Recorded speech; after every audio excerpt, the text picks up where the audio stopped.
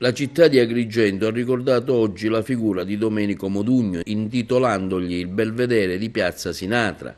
Oggi è stata ricordata la figura del grande artista della canzone italiana, Domenico Modugno, nonché il suo impegno civile a favore della città, e la sua sagoma posta al Belvedere inviterà ad ammirare dall'alto la valle, il mare nel blu dipinto di blu. La cerimonia ha avuto inizio stamani presso l'ex collegio dei Padri Filippini, ha seguito l'inaugurazione del Belvedere e la scopertura della sagoma artistica realizzata in acciaio dal peso di 220 kg su disegno del direttore dell'Accademia di Belle Arti di Agrigento, Alfredo Prado, che l'ha donata alla città. Presenti alla manifestazione anche l'onorevole Angelo Capodicasa, che fu compagno di partito durante la consigliatura al comune di Agrigento, e Benedetto Gaetano, suo assistente parlamentare.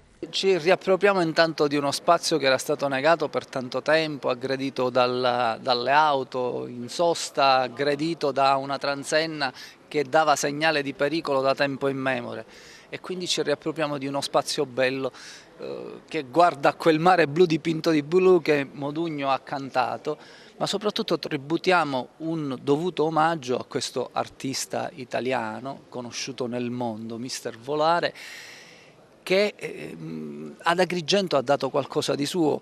Qualcuno in questi giorni su Facebook scriveva: ma come mai si intesta proprio a Modugno? Che c'entra Modugno con Agrigento?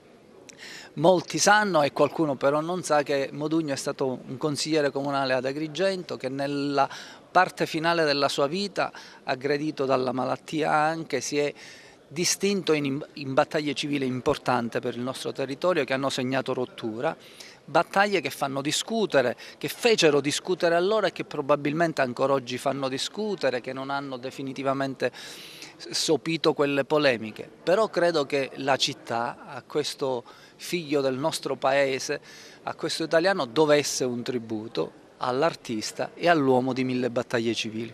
Onorevole Capodicasa, anche lei ha questa iniziativa per ricordare Modugno. Ecco, spieghiamo ai tanti che magari non se lo ricordano perché.